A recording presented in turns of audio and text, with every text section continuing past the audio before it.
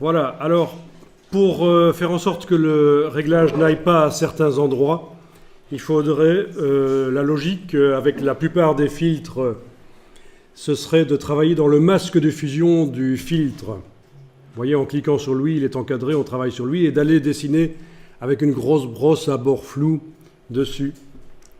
Mais là, je pense que ça ne va pas fonctionner.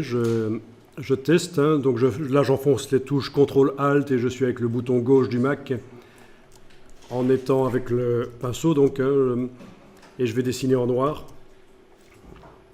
Voilà, ce qui se passe, c'est que quand vous amenez du noir flou dans le masque du filtre, ça n'enlève pas de la netteté, mais par contre ça modifie les couleurs. Donc CTRL-Z, c'est pas la bonne solution. Pour arriver à faire en sorte qu'il n'y ait pas de netteté à certains endroits, il va falloir ajouter sur le calque, et là je clique sur le calque qui contient le passe-haut, donc les pixels sont là, ajouter sur le calque un masque de fusion, voilà, qui est totalement blanc quand on clique sur l'icône ici. Et c'est dans ce masque que je vais pouvoir aller dessiner pour empêcher que ce soit net à certains endroits.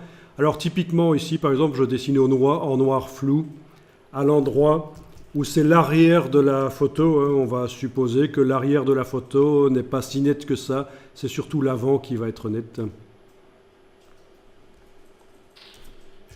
Voilà, si je regarde l'arrière du chemin, eh ben, il n'est pas net, il n'est pas affecté du tout par le passe-haut.